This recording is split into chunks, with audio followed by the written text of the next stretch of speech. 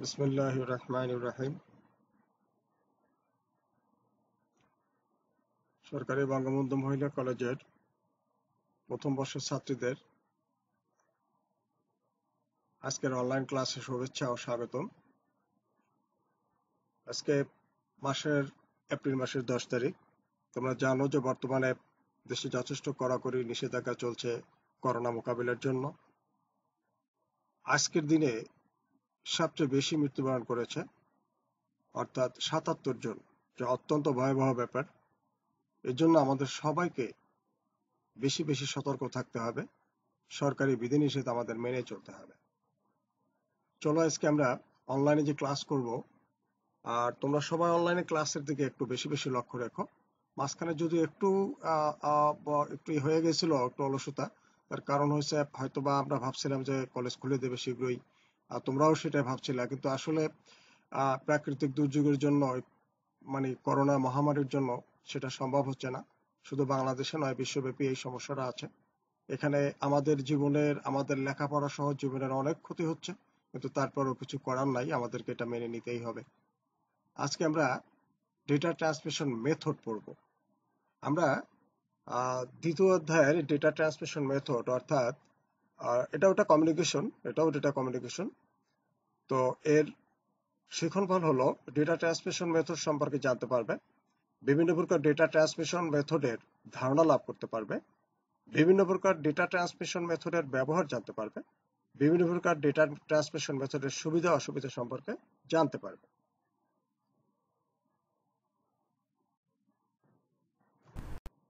Data transmission method যে পদ্ধতিতে এক কম্পিউটার থেকে অন্য কম্পিউটারে তথা এক ডিভাইস থেকে অন্য ডিভাইসে ডেটা বিটের বিন্যাসের মাধ্যমে স্থানান্তর বা ট্রান্সমিট করা হয়, তাকে ডেটা ট্রান্সমিশন মেথড বলে।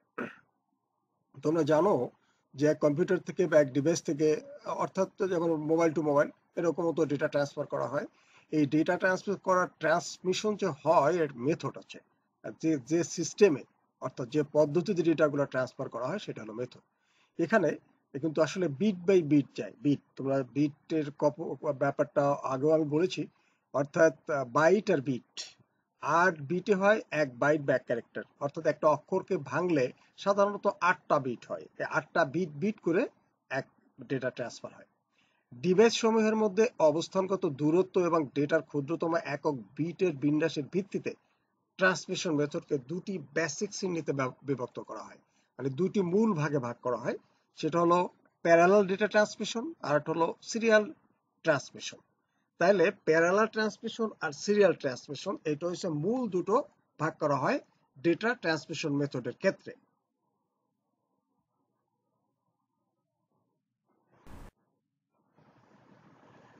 ডায়াগ্রামের মাধ্যমে ডেটা ট্রান্সমিশনের শ্রেণীবিভাগ যে আমরা দেখি, তাহলে দেখো, প্রথমে হলো এখানে ডেটা ট্রান্সমিশন, এটাকে দুই ভাগে ভাগ করা হয়েছে, parallel data transmission, serial data transmission.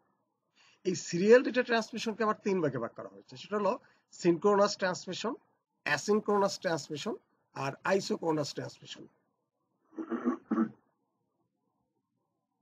তো দেখি আমরা সামনে আলোচনা করতে যাই।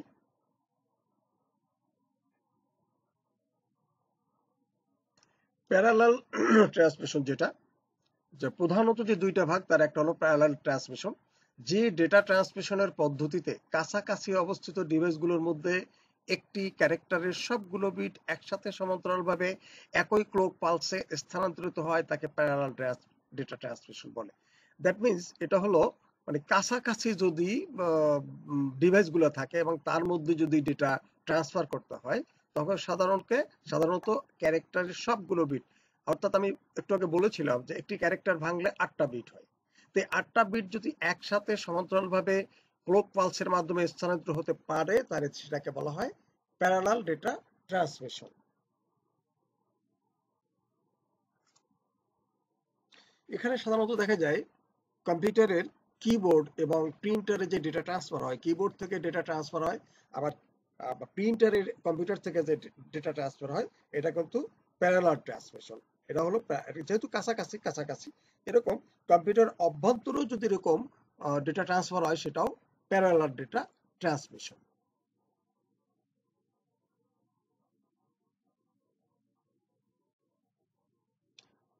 এখানে ডেটা ট্রান্সমিশন মেথডের একটা মানে চিত্রের মাধ্যমে তোমাদেরকে দেখানোর চেষ্টা করা হয়েছে। দেখো এটা হলো সেন্ডার, এটা রিসিভার। তাহলে সার্কিট, এই সার্কিটের ভিতরে কিভাবে যায় দেখো, 8 কপিয়ার ওয়েটস, যেটা বলছিলাম যে 8টা বিট যদি হয় একটা ক্যারেক্টার ভাঙলে, তাহলে এইভাবে দেখো এভাবে যাচ্ছে। আর বিট কি তোমরা ভালো করে জানো, বিট হলো 0 আর 1, 0 একটা বিট, 1 একটা বিট। এগুলো দেখো, এই দেখো এখানে দেখানো হয়েছে, দেখো 1 ক্যারেক্টার, তারপরে কি কনসিস্টিং অফ 8 প্যারালাল বিটস, অর্থাৎ 8টা বিট। দেখো 1 2 3 4 5 6 7 8, তাহলে একটা ক্যারেক্টারকে ভাঙলে যদি 8টা বিট হয়, এই 8টা বিট এখান থেকে ট্রান্সফার হচ্ছে, এভাবে এই রিসিভারে চলে যাচ্ছে। এটাই হলো ডেটা ট্রান্সমিশন মেথড, অর্থাৎ প্যারালাল ডেটা ট্রান্সমিশন।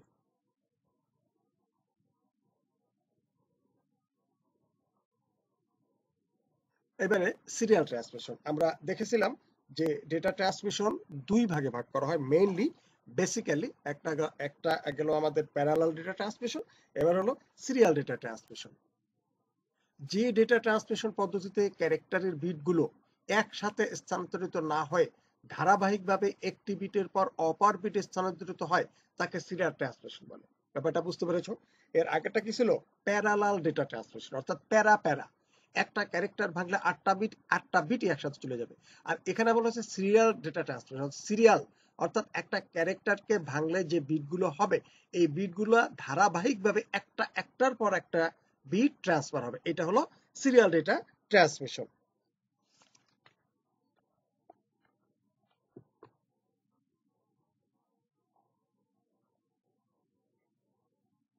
তাহলে সিরিয়াল ডেটা ট্রান্সমিশনের যদি আমরা চিত্রের মাধ্যমে দেখি, দেখো কিভাবে যাচ্ছে একটু খেয়াল করো। এটা হলো সেন্ডার, দ্য সোর্স এন্ড, এইখানে মনে করো একটা এখানে প্যারালাল টু সিরিয়াল কনভার্টার, এখানে মনে করো এটা এমএসবি এটা এলএসবি, এখানে মনে করো আমাদের একটা ক্যারেক্টারকে ভাঙা হয়েছে, ওটাকে ভাঙে বিট বানানো হয়েছে, এইভাবে একটা একটা করে যাবে, একটা যাবে, তারপরেরটা যাবে, তারপরে এই এই 0 বিটটা যাবে, আবার এই 0 বিটটা যাবে, এই 1 বিট যাবে, এই 0 যাবে, 1 যাবে, 0 যাবে, এইভাবে সিঙ্গেল কমিউনিকেশন লাইন, অর্থাৎ একটার পর একটা বিট ট্রান্সফার হবে, এই রিসিভারে চলে যাবে। এটা হলো কি সিরিয়াল ডেটা ট্রান্সমিশন। আচ্ছা আচ্ছা, এবারে বিট সিনক্রোনাইজেশন, এখানে বিটের মধ্যে আরেকটু ব্যাপার আছে, একটু আলোচনা করে আমরা নেই। বিট সিনক্রোনাইজেশনের উপর ভিত্তি করে ডেটা ট্রান্সমিশন পদ্ধতিকে 3 ভাগে ভাগ করা হয়, যেটা আমরা আগে দেখছিলাম যে মূল ডেটা ট্রান্সমিশন মেথডটা হলো 2টা ভাগে ভাগ, একটা প্যারালাল ডেটা ট্রান্সমিশন আর একটা কি সিরিয়াল ডেটা ট্রান্সমিশন, যেটা সিরিয়ালটা আমরা কেবলই আলোচনা করলাম। এই সিরিয়াল ডেটা ট্রান্সমিশনকে আমরা কয় ভাগে ভাগ করা হয়? 3 ভাগে ভাগ করা হয়। একটা কি সিনক্রোনাস ট্রান্সমিশন, অ্যাসিনক্রোনাস ট্রান্সমিশন আর আইসোক্রোনাস ট্রান্সমিশন। তাহলে প্রথমে হলো কি কি? অ্যাসিনক্রোনাস ট্রান্সমিশন, তারপরে সিনক্রোনাস, তারপরে আইসোক্রোনাস। চলো আমরা এই তিনটা সম্পর্কে একটু আলোচনা করি। অ্যাসিনক্রোনাস ট্রান্সমিশন, যে পদ্ধতিতে প্রেরক কম্পিউটার হতে ডেটা গ্রাহক কম্পিউটারে ক্যারেক্টার বাই ক্যারেক্টার ট্রান্সমিট হয়, তাকে অ্যাসিনক্রোনাস ট্রান্সমিশন বলে। কি ট্রান্সফার হয়? ক্যারেক্টার বাই ক্যারেক্টার, এক একটা ক্যারেক্টার, অর্থাৎ একটা ক্যারেক্টার 8টা বিটটা, এই 8টা বিট যখন একসাথে ট্রান্সফার হয়, যে পদ্ধতিতে প্রয়োগ কম্পিউটার হতে ডেটা গ্রাহক কম্পিউটারে ক্যারেক্টার বাই ক্যারেক্টার ট্রান্সমিশন হয়, তাকে বলা হয় অ্যাসিনক্রোনাস ট্রান্সমিশন। এখানে দেখো চিত্রের মাধ্যমে দেখা হয়েছে ক্লক, স্টার্ট বিট, এটা হলো ডিজিটাল, ডিজিটাল ভাবে যাচ্ছে, এটা এই অ্যানালগ না।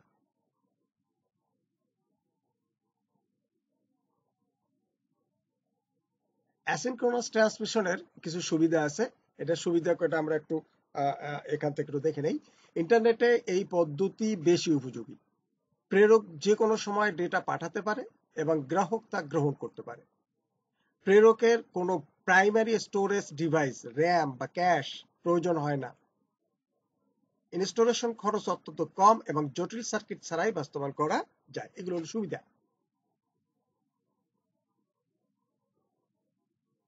কিছু অসুবিধাও আছে, তোমরা ভালো করে জানো, যে কোনো জিনিসের দুনিয়ায় যা কিছু আছে তার সুবিধা থাকলে তার কিছু অসুবিধাও থাকে। তো সাধারণত দেখা যায় যেটা সুবিধা বেশি সেগুলো মানুষ ব্যবহার করে। প্রতিটি বর্ণের সাথে একটি স্টার্ট বিট ও একটি স্টপ বিট ব্যবহার প্রেরণ করতে হয়। এই একটা একটু অসুবিধা আছে, যে যখন একটা বর্ণ মানে একটা ক্যারেক্টার, যখন প্রেরণ করা হয় তখন একটা স্টার্ট বিট আর একটা স্টপ বিট নির্ধারণ করে প্রেরণ করতে হয়। একবারে বেশি ডেটা পাঠানো যায় না। এতে অতিরিক্ত বিট ব্যবহার করা হয় বলে এটি সিনক্রোনাস ট্রান্সমিশনের চেয়ে কম দক্ষ। অর্থাৎ এই অ্যাসিনক্রোনাসের পরে তো সিনক্রোনাস, এই সিনক্রোনাসের চেয়ে একটু দক্ষ কম এটা, কারণ এখানে অতিরিক্ত বিট ব্যবহার করতে হয়। ওই যে একটা স্টার্ট বিট আর একটা কি বলে এন্ড বিট, অর্থাৎ একটা প্রেরণের জন্য একটা বিট, সরি প্রাপকের জন্য একটা বিট, প্রেরণের জন্য একটা বিট, স্টার্ট আর একটা স্টপ। এতে ডেটা ট্রান্সমিশনের গতি কম, ডেটা চলাচল বন্ধ থাকার সময় মাধ্যমটি অব্যবহৃত অবস্থায় পড়ে থাকে। এবারে অ্যাসিনক্রোনাস ট্রান্সমিশনের ব্যবহার কোথায় কোথায় ব্যবহার করা হয় সেটা একটু দেখি আমরা। কম্পিউটার হতে প্রিন্টারে ডেটা স্থানান্তরে, অর্থাৎ কম্পিউটার থেকে যখন আমরা কোনো কিছু প্রিন্ট করি তখন তো প্রিন্টারে ডেটা যায়, তাই না? ক্যাবেল লাগানো থাকে, ক্যাবেলে যায়, ওই ক্যাবেল থেকে যে যে স্পিডে বা যেভাবে ডেটা যায় সেটা হলো ডেটা, এটা হলো যে অ্যাসিনক্রোনাস। আর কিবোর্ড কার্ড রিডার হতে কম্পিউটারে ডেটা স্থানান্তর, কিবোর্ড থেকে কম্পিউটারে ডেটা স্থানান্তর। আর কার্ড রিডার হতে কম্পিউটারে, তোমরা জানো কার্ড রিডার তো চেনো, অর্থাৎ কার্ড রিডারের মধ্যে যদি মেমোরি কার্ড ঢুকানো হয় সেখান থেকে যে ডেটা কম্পিউটারে স্থানান্তর করা হয় সেটার স্পিডও বা সেটার মেথডও হবে অ্যাসিনক্রোনাস ডেটা ট্রান্সমিশন। ইন্টারনেটের মাধ্যমে প্রাপ্ত তথ্য মডেম হতে কম্পিউটারে স্থানান্তরে, অর্থাৎ ইন্টারনেটের মাধ্যমে প্রাপ্ত তথ্য মডেম হতে কম্পিউটারে, মডেম হতে যখন কম্পিউটারে ডেটা ট্রান্সফার হয় তখন সেটাও অ্যাসিনক্রোনাস ট্রান্সমিশনে ব্যবহার, অ্যাসিনক্রোনাস ডেটা ট্রান্সমিশন ব্যবহার করা হয় সেখানে। সিনক্রোনাস তিন প্রকারের, একটা হলো অ্যাসিনক্রোনাস গেল, এবারে সিনক্রোনাস। যে পদ্ধতিতে প্রথমে প্রেরক স্টেশনের প্রাইমারি স্টোরেজ ডিভাইসে ডেটাকে সংরক্ষণ করা হয় এবং অথবা ডেটার ক্যারেক্টার সমূহকে ব্লক, যাকে প্যাকেটও বলা হয়, একটা ব্লককে অনেক সময় মানে এগুলোকে প্যাকেট হিসেবে আমরা কল্পনা করতে পারি, আকারে ভাগ করে সমান বিরতিতে প্রতিবারে একটি করে ব্লক ট্রান্সমিট করা হয়, তাকে সিনক্রোনাস ট্রান্সমিশন বলে।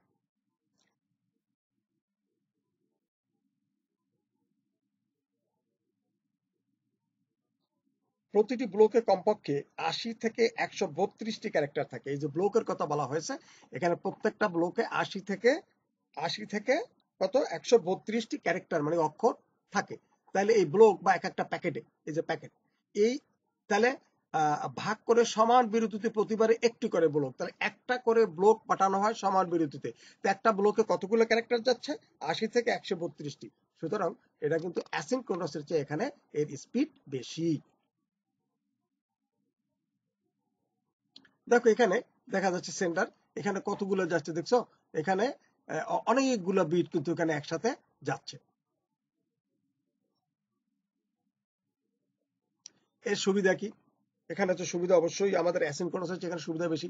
প্রতিটি ক্যারেক্টারের পর টাইম ইন্টারভেলের প্রয়োজন হয় না, মানে টাইম ওখানে নেওয়ার দরকার হয় না, সময় ক্ষেপণের কোনো দরকার হয় না, একটার পর একটা চলে যায়, একবারে অনেক তথ্য পাঠানো যায়। তা তো তোমরা বুঝতেই পেরেছো, এক একটা ব্লক, এক একটা প্যাকেট যায়, যে প্যাকেটে ৮০ থেকে ১৩২টা ক্যারেক্টার থাকে, তাহলে সেখানে তো একবারে অনেক তথ্যই যাচ্ছে আসলে। ট্রান্সমিশন গতি অনেক দ্রুত হয়, দক্ষতা বেশি, সময় তুলনামূলকভাবে কম লাগে। এটা হলো আমাদের কি ডেটা ট্রান্সমিশন মেথডের, অর্থাৎ এটাকে সিনক্রোনাস ট্রান্সমিশনের সুবিধা বা বৈশিষ্ট্য। সিনক্রোনাস ট্রান্সমিশন অসুবিধাও তো আছে, তাই না? সবকিছু তো সুবিধা অসুবিধা দুটোই থাকে। প্রেরক স্টেশনে প্রেরকের সাথে একটি প্রাইমারি স্টোরেজ ডিভাইসের প্রয়োজন হয়। প্রেরকের সাথে একটি প্রাইমারি স্টোরেজ ডিভাইসের প্রয়োজন, একটা ডিভাইস লাগে প্রাইমারি স্টোরেজ, যেখানে ডেটা স্টোর করে রাখতে হয়। এটি তুলনামূলক ব্যয়বহুল আর সার্কিট বেশ জটিল হয়। তা তো একটু হবে, যেহেতু কাজ বেশি করছে সার্কিট একটু জটিল হবে আর একটু ব্যয়বহুলও হবে, এটাও ঠিক, একটু ব্যয়বহুল।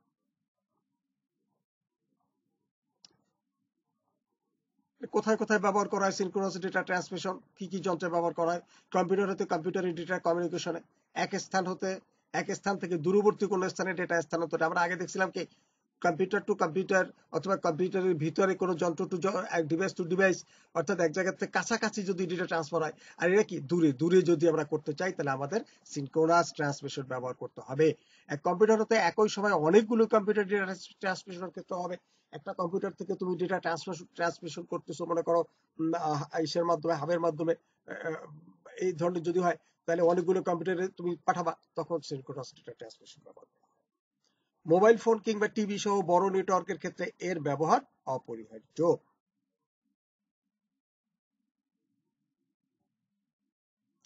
আইসোক্রোনাস। এই পদ্ধতিতে প্রেরক ও প্রাপক স্টেশনের মধ্যে ডেটা ট্রান্সমিশন ডিলে সর্বনিম্ন রাখা হয়। অর্থাৎ ডেটা ট্রান্সমিশনের মধ্যে যে ডিলে হয়, যে কি বলে যেটুক কালক্ষেপণ করা হয়, যেটুক সময় লাগে, তার সর্বনিম্ন। অর্থাৎ পরপর দুটি ব্লকের ডেটা ট্রান্সফারের সময় প্রায় শূন্য। অর্থাৎ একটা ব্লক যদি পাঠানো হয়, অর্থাৎ একটা প্যাকেট যদি পাঠানো হয়, আর একটা প্যাকেট পাঠানোর মধ্যে যে ট্রান্সফারের যে সময়টা, যে ডিলেটা, এটা একেবারে প্রায় শূন্য। মানে তেমন কোনো সময় ওখানে ক্ষেপণ করা লাগে না, কোনো সময় ব্যয় করা লাগে না। একক সময় শূন্য, একক সময় করবার চেষ্টা করা হয়।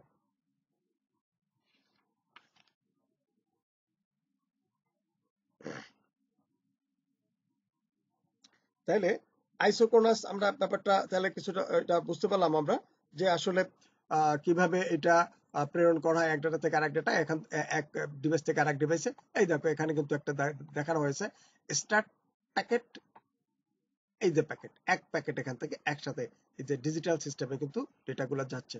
অর্থাৎ একসাথে অনেকগুলা ডেটা যাবে, এবং একটি ব্লক পাঠানোর পরে আরেকটি ব্লক যাওয়ার মধ্যে কালক্ষেপণের যে সময়টা একেবারে শূন্যই বলা যায়।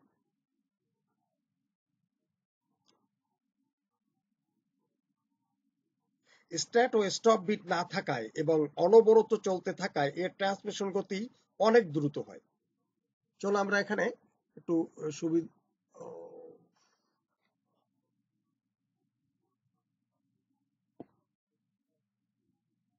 আমরা এই আইসোক্রোনাসের একটু সুবিধা দেখি। এখানে দেখো দেয়া আছে, প্রতিটি ক্যারেক্টারের শুরু ও শেষ স্টার্ট এবং স্টপ বিটের প্রয়োজন না হয়, প্রতিটি ক্যারেক্টারের পর টাইম ইন্টারভেলেরও প্রয়োজন হয় না। এই জন্য বলছে শূন্য টাইম, একদম শূন্য সময়, একেবারে অনেক তথ্য পাঠানো যায়, একবারে অনেক তথ্য পাঠানো যায়। স্টার্ট ও স্টপ বিট না থাকায় এবং অনবরত চলতে থাকায় এর ট্রান্সমিশন গতি অনেক দ্রুত হয়। এর দক্ষতা অ্যাসিনক্রোনাস ট্রান্সমিশনের চেয়ে বেশি, সময় তুলনামূলকভাবে কম লাগে। আসলে ব্যাপারটা হচ্ছে কি জানো, ওই যে আইসোক্রোনাস আর সিনক্রোনাস, সরি অ্যাসিনক্রোনাস আর সিনক্রোনাস, এই দুইটা প্রযুক্তির সমন্বয় তৈরি করা হয়েছে আইসোক্রোনাস। অ্যাসিনক্রোনাস আর সিনক্রোনাস, এই দুইটা প্রযুক্তির সমন্বয় তৈরি করা হয়েছে আইসোক্রোনাস ট্রান্সমিশন, যার জন্য এর স্পিড বেশি, এর ডেটা একসাথে অনেক বেশি প্রেরণ করা যায়। অসুবিধাও তো কিছু থাকে অবশ্য। অসুবিধাটা হলো প্রেরক স্টেশনে প্রেরকের সাথে একটি প্রাইমারি স্টোরেজ ডিভাইসের প্রয়োজন হয়। প্রেরক স্টেশনে প্রেরকের সাথে একটি প্রাইমারি স্টোরেজ লাগে, যেখানে ডেটা মানে জমা করে রাখতে হবে, জন্য একটা স্টোরেজ দরকার হয়। এটা তুলনামূলকভাবে ব্যয়বহুল, সার্কিট বেশ জটিল হয়।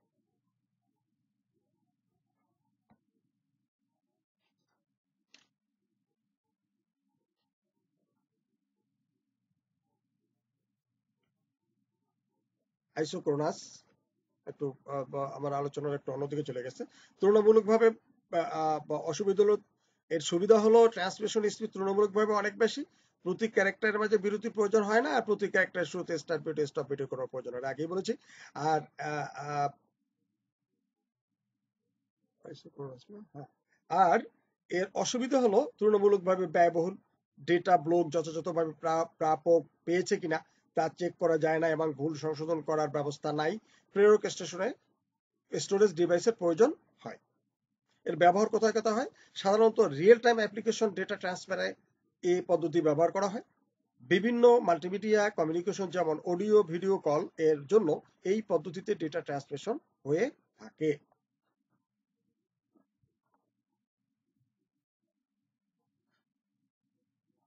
চলো আজকে আমরা একটু বাড়ির কাজ নেই। বাড়ির কাজগুলো তো একটু বাড়িতে পড়াশোনা করতে হয়, তাই না? বাড়িতে একটু পড়াশোনা করতে হয়। দেখো এখানে কিছু প্রশ্ন দেওয়া হয়েছে, যে উত্তরগুলো সবই আমাদের এই ক্লাসের এই স্লাইডগুলোর মধ্যে আছে, আর তোমাদের কাছে যে বই আছে বইতেও পাবে। ডেটা ট্রান্সমিশন মেথড কত প্রকার, কি কি? বিভিন্ন প্রকার ডেটা ট্রান্সমিশন মেথড ব্যাখ্যা করো। অর্থাৎ ওই যে প্রথম হলো বেসিক 2 প্রকার, তারপরে আবার ইসে তারপরে আবার 3 ভাগ করা হয়েছে, সবগুলো কিন্তু পড়বে। সিনক্রোনাস ট্রান্সমিশনের সুবিধা লিখো, অ্যাসিনক্রোনাস ট্রান্সমিশনের সুবিধা লিখো। তোমরা সুবিধা অসুবিধা দুইটাই পড়বে। তাহলে আজকে আমরা যে আলোচনা করলাম সেটা হলো ডেটা ট্রান্সমিশন মেথড। এরপরেও কিন্তু আমাদের এই কমিউনিকেশন আরো রয়েছে, চ্যাপ্টারটাই কমিউনিকেশন, অর্থাৎ মানে কি বলে যোগাযোগ, এক ডিভাইস থেকে আর এক ডিভাইসে ডেটা ট্রান্সফারের যে সিস্টেম, এই সিস্টেমই এখানে সব কথা। এরপরের ক্লাসেও আমরা এইভাবেই আমরা আবার আলোচনা করব। তোমরা সবসময় সংযুক্ত থাকবে, চেষ্টা করবে। তো আজকে তোমাদের সবাইকে ক্লাসে থেকে আজকে তোমাদের কাছ থেকে বিদায় নিচ্ছি। তো সবাইকে ধন্যবাদ। তোমরা ক্লাসটি দেখবে অবশ্যই, আমি আশা করব। তো সবাই ভালো থাকবে, সুস্থ থাকবে, আর স্বাস্থ্যবিধি মেনে চলবে। অবশ্যই স্বাস্থ্যবিধি মেনে চলবে। আমি ক্লাসের শুরুতেই বলেছিলাম যে প্রত্যেক দিন যাচ্ছে আর করোনা আক্রান্ত অনেক বেশি মানুষ হচ্ছে, আর দেখা গেছে যে মৃত্যুর হারও অনেক বেশি, গত বছরের চেয়ে মৃত্যুর হার বেশি। আজকে সর্বোচ্চ মৃত্যু ৭৭ জন, যা আসলেই খুবই দুঃখজনক ব্যাপার, কষ্টের ব্যাপার। আজকে যে লোক মারা গেছে সে হয়তো এক সপ্তাহ আগেও জানতো না যে আমি দুনিয়ার থেকে চলে যাব। এভাবে তুমি আমি যে কেউ চলে যেতে পারি, এটা একমাত্র সৃষ্টিকর্তার উপর নির্ভর করবে, আল্লাহর উপর নির্ভর করতে করে আমাদের স্বাস্থ্যবিধি মেনে, সরকারি নীতিমালা মেনে সবসময় পরিষ্কার পরিচ্ছন্ন থাকার চেষ্টা করবে। সবাই সবার দিকে লক্ষ্য রাখবে, বাবা মার দিকে লক্ষ্য রাখবে। এই বলে আজকের ক্লাস শেষ করছি। আল্লাহ হাফেজ।